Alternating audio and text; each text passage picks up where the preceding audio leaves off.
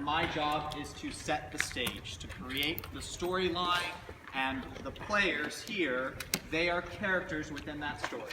And so their job, their goal is to interact and to do stuff. So the way we're going to set it up today, this is just kind of, we're kind of springing this on us. We haven't played together in a while. We're going to pretend like we're in the middle of an adventure, and we're just going to go from there. If you have any questions or whatever, I'm going to specifically have a couple pause points where I'll be like, does anyone have any questions about something or any clarification? You probably won't have those things, but I'm a teacher, and so I feel like I have to do that. So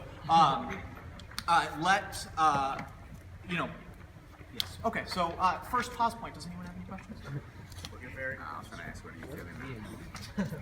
Say it again. I was going to ask, I saw him write stuff down, like, what do you write? He just likes to create a connection between each one of his fellow players, Yeah. that way he has something to go So off of. typically, like in D&D, it is its own story, it is its own life. So I like to know what's going on with my fellow characters, so I can say, as my character, oh, I know how we would interact because we have this previous interaction. A lot like what we were doing with character backstories in the script.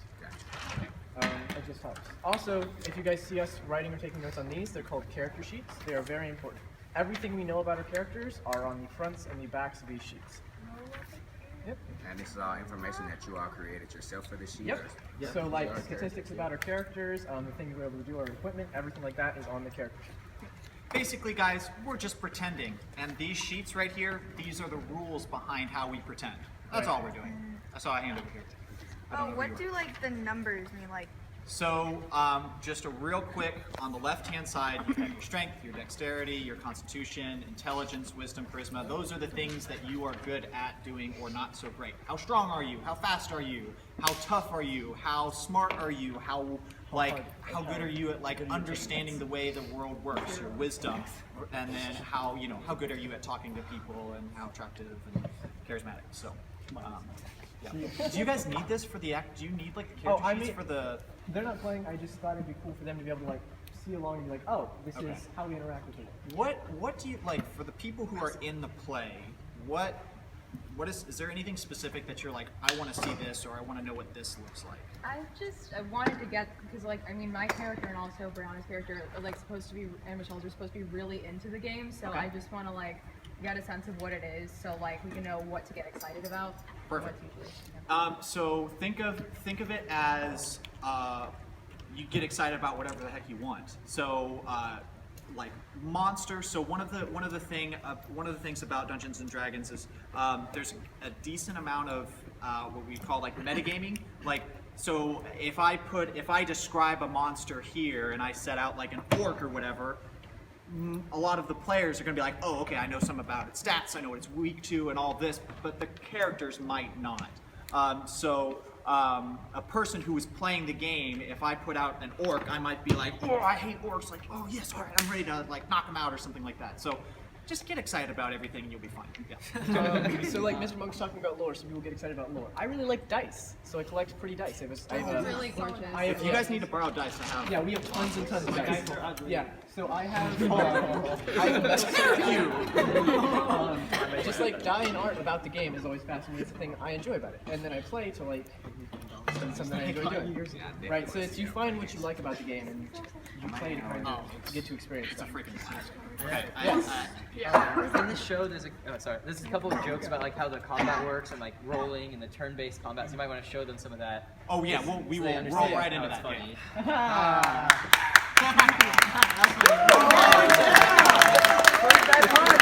Guys, I'm a literal natural. I totally didn't get that. All right. Oh, Yes. why are there so many dice? In all honesty, this is probably about as many as a person would need, but you just can't not have enough. You know, you need your dice. Like some people are really superstitious about them. Like if I'm playing, I always have my dice on a 1. So while I'm just sitting here and someone's talking, I'll just set them on the 1s.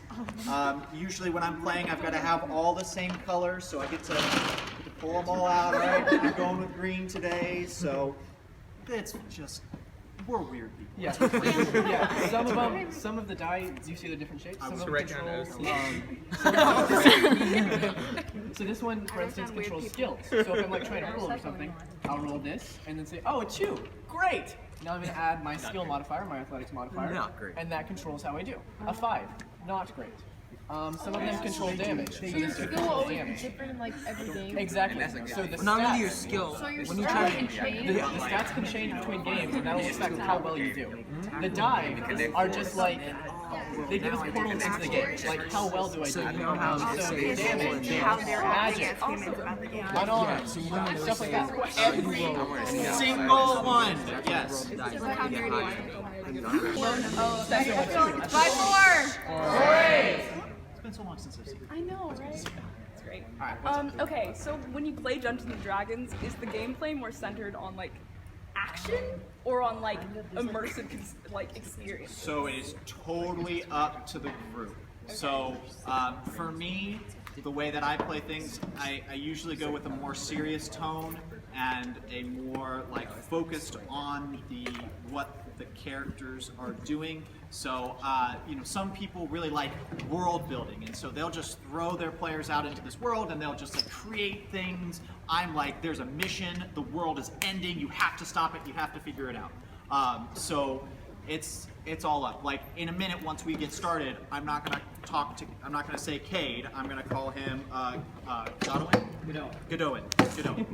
I just learned this name today. So once we get started, like it'll be based on the names, and you have fun. Like you crack jokes, you do whatever, but you kind of have. It's this balancing act of like playing in the game, like doing what your character would do, and then when there's a good moment, cracking a joke and saying stuff like this and all that. So. So in the play, there's a map that is followed.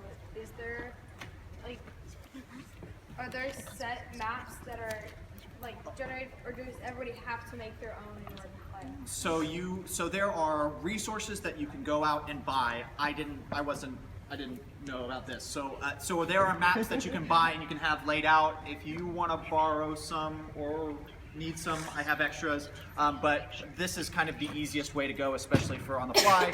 And we have wet erase markers, and we'll draw on it as we go. Draw on it. I thought that it was like, because it was in a notebook. Yeah. So Well, the module had the maps, like it had like small No, yeah, miniaturized he versions of the opened up maps, the map. and so once they opened the module, they would then trace them down They onto would something draw it on like here. this. So the GM would say you guys approach a mountain and sketch out a little map.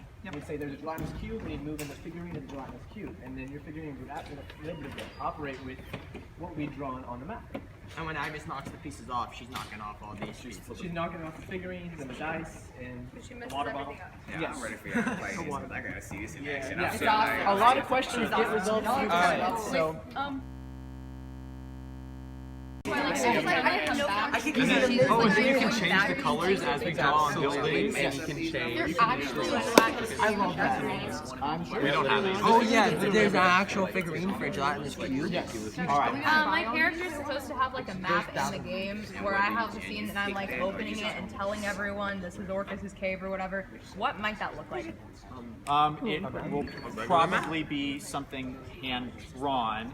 So old school wise. So do you mind if this be the last question and then we play a little bit and then we'll do a thing? So old school D&D was all about just going into dungeons, and it was like this room to room thing. Like you'd go into a dungeon, you'd fight a monster in this room. You draw that on the map and you would go to the next room, and these maps would be massive. There would be like 10 to 50 rooms in this map, and there'd be puzzles and monsters. And so old school D&D was all about fighting monsters. That's what you did.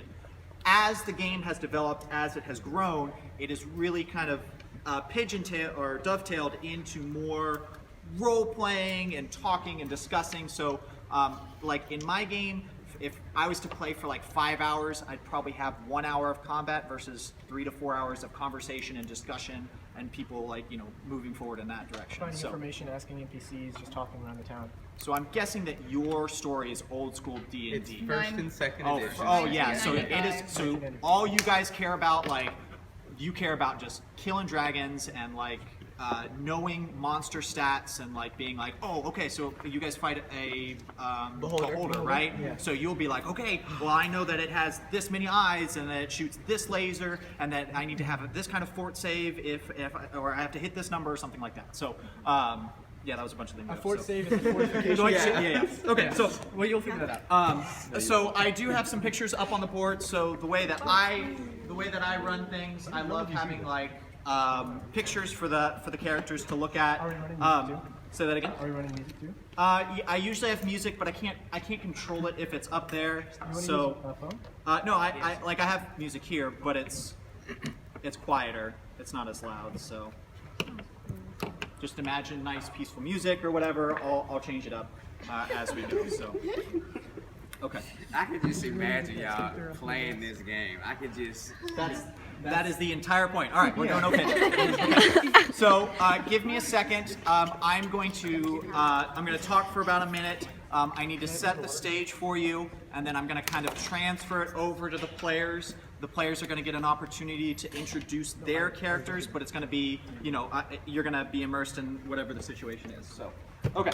Can everyone hear me? Are we doing all right? Yes. All right. Everybody comfortable? We'll be here for like 30 minutes. 3 hours. Oh, 30 minutes. Yeah. I have to stand. 30 minutes. So like, Yeah. Usually it goes on for 4 hours. but I was sitting. How do you win? Do you play D&D? You finish your Oh, so you know, like you know. but the game never really ends. He plays D&D. Don't put the camera at me, please. God. He wants the camera out. No. It's sports then. Let's see him. Pretty low. Not that. Because like in this story, they talk about it really excited about D&D. overarching like storyline that has modules. Hey, Mr. Monk. Description of a place, of NPCs, and of objectives. Mr. Monk. So in a module would be like Mr. Monk. the setting and the I need people Mr. in Monk. one story. Mr. Monk. Would you mind emailing me the photos you put up there? So it'd say like you. this NPC wants this NPC wants this. They do this, and then the DM takes that and runs it. Okay, that makes sense. Thank you. Okay, yeah, but We're not doing the bond. We just don't have time for the bonds. Yeah. So we have general the little thing. yeah, the little slip just kind of gives you an idea. And My bond is that like I'm like I just If you guys look on your character sheet, in like Peyton, what's your name? if you guys look on Peyton, you know how to spell my you'll name? see under bonds, I wrote I said that. Focus so we can watch.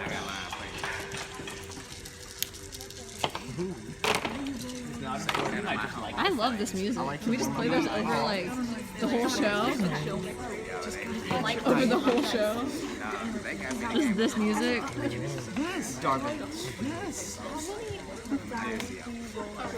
It sounds like League of Legends music. Yeah. Have you played League before?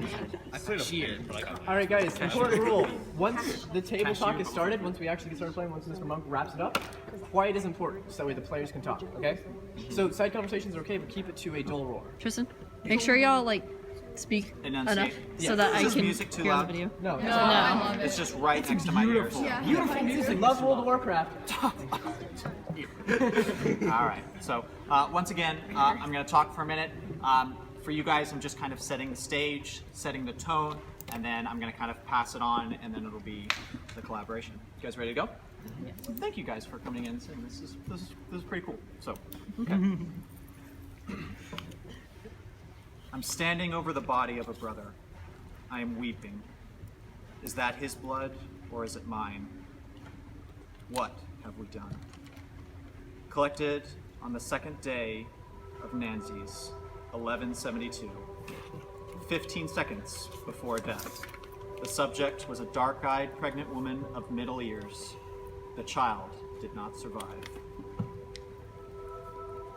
Loomis Tidehollow wipes the ink from his pen, sighing gravely. Another death here at the Euphoria Keep. Too many for his liking, and another of the Death Whispers. No. His name is Death Whisper, by the way. It's not. That guy doesn't look like he whispers. That's okay. Stay tuned. Tidehollow. So here's a picture of our illustrious wizard. If someone could just go. Yeah, up that's there. what he's running up there. Let's go, Jake. See if it'll work now, real quick. No? Okay, I'll go figure this out. Oh, there it is. There it is. Yeah. Okay. Cool. Too many for his liking, and another of the death whispers. Looking up at his companion, I'm not sure what to make of this, old friend. These whispers hint of old evils come again. Though of what evil, I cannot decipher. Woot! Came his companion's reply. Nodding sagely, Loomis' eyes tracked the great stack of books he'd read through and shook his head again. Darkness was falling on the old keep, and Loomis knew that there was little he could do to stop it.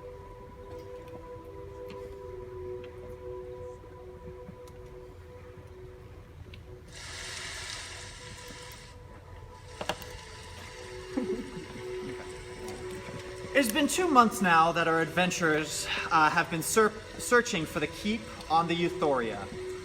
And while the amount of excitement and adventure was high, their moods are no longer. They were running On rain? Yes, on rain, making strange sounds. What is that? Is that a beholder? Is that lightning? They were running low on food. The rain had been falling for 2 full days, and some of them were seriously concerned that they were never going to find this stupid keep. It is here that we find our adventurers conversing while paddling on their small boat. Night is beginning to... Night is beginning to fall. Stay up there. Just stay. No, it's fine. They have this. Okay. Pretty. Technical difficulties is all part of the game. All right. Night is beginning to fall, and the rain is down to a light drizzle. The air is cold and damp, with heavy cloud cover and the sound of wildlife on the shore of the river. Gaddy, look! Shut a up. frog! Shut up. A frog! Shut up. I found food! God, I hate you. If y'all argue one more time, I'm turning Guys, this boat guys, around. We don't know what's out here. Calm down. I know what's out here. A frog! So Geralt's gonna like lean forward and bite directly into the raw frog, tear a piece off of it. And he's obviously very overjoyed with his morsel? Food. Morsel. There we go. Ah, disgusting, Geralt. Why do we even ride with you sometimes? Because I'm the healer. We'd be dead if it wasn't for him. I'm not gonna tell him my rations. Sometimes I wish I was. Yeah, I wouldn't tell him either. Geralt, can you explain why you are eating a frog and maybe what you look like to the group? Right, so for those of you who are uninitiated, I am small, about 3'11", but decked out in large, heavy chainmail with a halberd and a shield decked across my back. Right, very obviously in holy wear. Right, he has a bit of like a tunic on. Right. However, his face is tiny, repugnant green with a long, crooked nose and snarled hands that dig into the now bloody frog. Of course. One of their companions is a goblin, right? Who somehow has found it on his way of path to become a paladin. And he has seen it fit to adventure with his friends.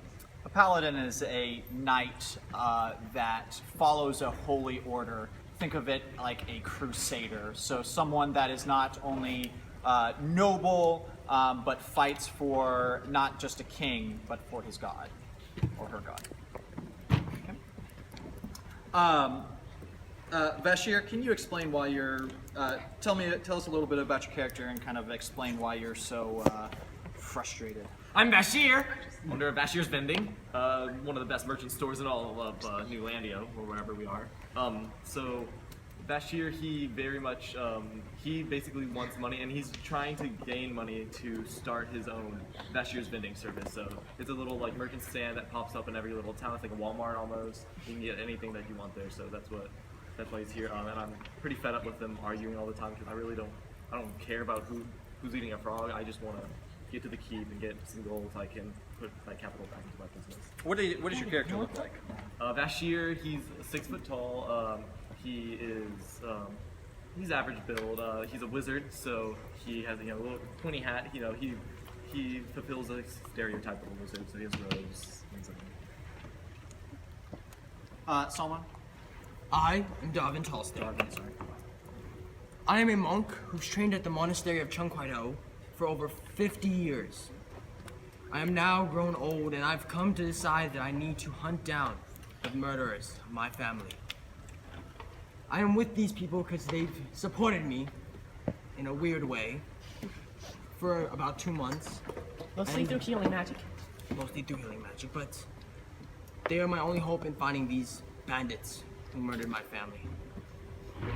I get frustrated very easily because I don't put up with nonsense most of the time. I like to keep it relaxed and calm and focus my mind on what the problem is ahead. And Godwin, am I gonna say Godwin? I'm gonna say this. Godwin. Okay. So Godwin, I'll let you explain in a second. But Godwin, you see it first. Your eyes kind of trail off to the side. You've been looking for a place to stop. You're really tired of being on this stupid boat, and you see creeping up above the treetops what looked like a crumbling stone structure. So go ahead, explain what your character does, and then what he looks like. Okay. I am Godwin the Slayer. I'm a half orc. I'm here because I have been traveling with Vashir. He gave me money when I was really in debt. That's the only reason his business isn't doing as well right now. So in return, I have been going on all of his adventures and helping him out and stuff. Hate him with all of my guts. He calls me Gaddy. What? That's not it. Is that cool? I'm really good with Shut up. multi-syllables. Okay, and I am like 5'3". I am half orc, so I'm not the prettiest in the world. One of my flaws, insecure by my body image. I have a scar on the back of my neck. Godwin does. I just have a sunburn on the back of my neck. But, and yeah. So, do I now describe it from a distance? Right. You're the first person to notice it. Just communicate to the rest of my party that there is indeed a crumbled structure and presumably land in front of us. Do so. Yeah. Do communicate. Hello, everyone. There is a crumbled structure in front of us, possibly land. What is it? You see, after Godwin. I'm getting it. You see Godwin point to the same structure that I mentioned before, and you see a few birds kind of like fly off from the nearby area. Oh, try land. It's been so long. Can we stop? I think we might have to.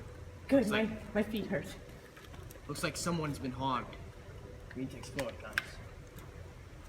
Let's explore. I agree. I think we're all in consensus. Let's explore. Yes, we want to tot the boat. So, We can really tie it up. Yeah, so Geralt's going to turn around to the tiller, the oars, and the back boat and begin like rapidly shoveling the water to try to get as close as soon as possible. The ones who assumably ran into the shore, I'm just going to push it up as far as possible. You guys have been on the Euphoria River for some time, so you're pretty good at paddling a boat. So you guys land and find some cover for the boats, and you're able to tie it up. You are, though, in thick, dense forest. Basically, the moment you get there, there's not a lot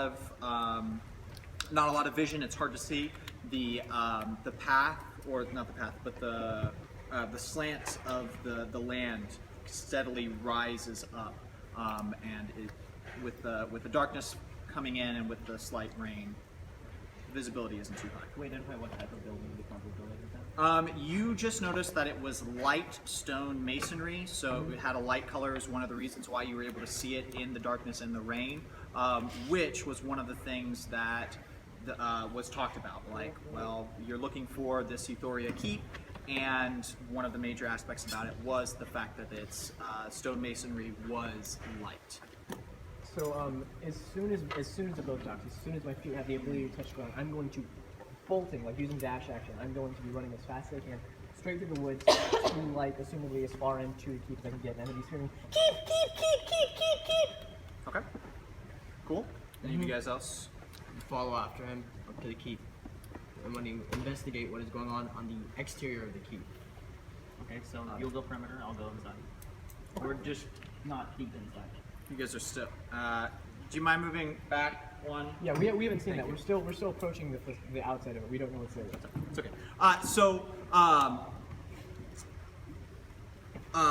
Geralt, as you charge up the slopes, like I said, it's a pretty heavy climb, and the trees are, I don't know, like as you're moving upwards, it just gets, it's just like claustrophobic. Everything seems to loom over you. I mean, you're a small person, but that does not stop this this place from feeling just wrong. After about 30 seconds, I'm gonna like slow down to like a keep, help. Right, and I'm just gonna I'm standing still, but I'm gonna do a surveil of my surroundings. Can I roll a perception check? Sure. What does a 2 get me? The area around you is just dark. It's heavy foliage. It's full of dark trees. There's just really nothing that you can see. So, real quick, all Tristan did there was in Dungeons and Dragons, when you want to do something, if there is a barrier to success, if there is levels of, how good you do at something, we use this. This is a D20, and you roll it. It's numbered between 1 through 20.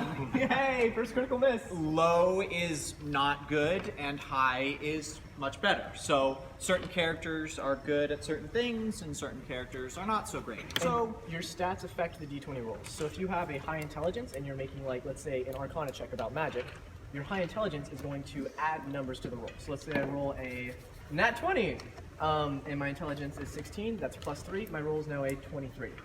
It's a lot of words to say the higher your stats, the better you're going to do in stuff that pertains to that. Okay, so real quick, I'm just going to put a pause right here. The characters have been described. The mission is kind of open. Do you guys have any questions before we keep going? Okay. Yes. So you're the dungeon master. I am the dungeon master. So Okay. I don't have like a character in this. I've got the story back here. In a little bit I'm gonna have all the monsters. They don't know this yet. But yeah, I'm the man behind the curtain. Okay, so they're all like telling you what they're doing, but they don't roll. So like, what? How come they don't have to roll? So the reason that you roll is when there is some barrier or some amount of success to be gained. So if they're just talking to each other, whatever. If they're heroes, they're adventurers. They can take a boat and they can park it. I can get out of a boat without any trouble, but I'm trying to see and purvey those surroundings around me. That's something that can have varying levels of success. But jumping over a pit is a different thing, or climbing up a mountain. But when So basically, whatever what you roll is really low, and so I can describe it. I can describe it however I want, and in this sense, I can just describe it. This is allowing me to submit this Depending. idea So that this what he was forest doing was he wanted to see what was going on, and to do that he needs to make a perception check. So he's basically how he I might have see how well he's able to examine what's on. Do you remember the Mr. Monk? things like man versus nature, man versus Can you say If it that qualified again? under Hey that, guys, I'm sorry. I want to control most of this conversation. So what? She was asking about why we roll. And do you guys remember the English terms like man versus nature, man versus man? If you think it would qualify under that, if you think there's something challenging going on, like I'm challenging nature, I'm trying to perceive something. If I'm fighting something, I'm challenging a man, then I would roll for it. If I'm hopping out of a boat, not so difficult. If I'm just having a conversation, not so difficult, I wouldn't necessarily roll. It's subjective and it depends. So basically, what you tell him, so if you guys say, So remember, I think I know where you're going with this. Remember, I have a story here. I have a backdrop. Their job is to explore what's going on. We're playing a video game, and I'm the computer. That's it. And so, if they're doing something challenging, I'll have them roll. If not, it's just whatever. And the roll affects the outcome. It affects how well I do. so what they tell you their actions are, does that affect the story? 100%. Yes, 100%, Yeah. yeah. Like they've already done something. Like the fact that his character ran out into the middle screaming "keep," has already changed some of the things that are happening inside of the keep. Hence why I did this, is for on action. So yeah, well, you'll get it. We'll see. That'll be explained the more we play. Yes. Yes. So you kept saying like all the games are very customizable to like the dungeon master or whatever. So does D&D mostly take place in like a medieval version of Earth that's very like fantasy based, or is it like? So Dungeons and Dragons is a fantasy genre setting. But so let me take a step. So this is Dungeons and Dragons, this is the pie slice here, and role playing is everything, is all of it. It is pretend. And there are tons of different ways that you can do this. You can do this in sci-fi. I'm playing currently in a superheroes game where we play as superheroes. We actually don't use D20. The only thing that we use are D6s to do our actions, and we're superheroes. We have those kinds of powers. Over the summer a couple years ago, I played in a science sci-fi game called Rifts, where I sound really nerdy. We were in modern day Japan that had been teleported away and then returned after so there's lots of things. Okay. But like when it comes to this, it's kind of like Lord of the Rings, like that kind of concept. Dungeons and Dragons. So like, okay. Yeah. All right, we good? I get what you're saying. How, if they're affecting the story, how are you, because you already have a set storyline, mostly, and I get there can be some small variances, but like, if they make a decision that could change the whole course, like they decide not to go into the keep or whatever, for whatever reason, then how would they, like, would you just say you can't make that decision, or? That is a communication that the group needs to have. If you were ever to play with me, my thing is you are an adventurer. You want to go and do things. So like you want to make an impact in the world. So we're jumping kind of into the middle of this story. We're pretending that beforehand we had conversations where they picked up this job to go find this keep or whatever. But in the end, if these characters were just like, hey, this place seems too dangerous or whatever, well, let's go this way. Let's find some other things to do. It doesn't matter. Like, yes, you can do that. So you would just like leave whatever storyline, go make something up. Yeah, because it's a world. It's not a story. It's a world. Yeah. And we are doing this together. Like, I have a foundation. I have stuff here, but I have Google at my fingertips. If I want another picture, I can pop it in there. We can go another direction. Doesn't matter. Raven. Is that okay? What exactly is? Say that one more time. I can't hear you. What exactly is a keep? Oh, I'm sorry. It's like a small castle or a fort. All right, we're good. Let's get back into it. Okay. So, Vashir, Darvin, and Godowin, you quickly lose sight of Geralt, and the sound of his quickly fades away. Which way was the castle? Which way was the keep? We have to find him, guys. I haven't been hearing his Wilton Keeps in a while. It sounded like it came from which direction? Towards the keep. You think it was forward. I mean, he raced off into the woods uphill, but we have to go after him. Darwin, I don't care enough, but if you want to, that is all up to you. He's our healer. We need him. Right. Guess we'll go somewhat in that direction for a little bit. Well, Bashir's doing it, then fine. Let's go. Bashir. We want to go into the forest together and see if we can find Geralt. Okay. So, you begin to travel forward, and do any of you have survival trained? Yeah, I have +3. Okay. I have +1. Godowin, one of the things that your character can do is you've been in the woods before, you've tracked and hunted before, so one of the things that you could do is you could attempt to see if you could find the footprints that Geralt left behind.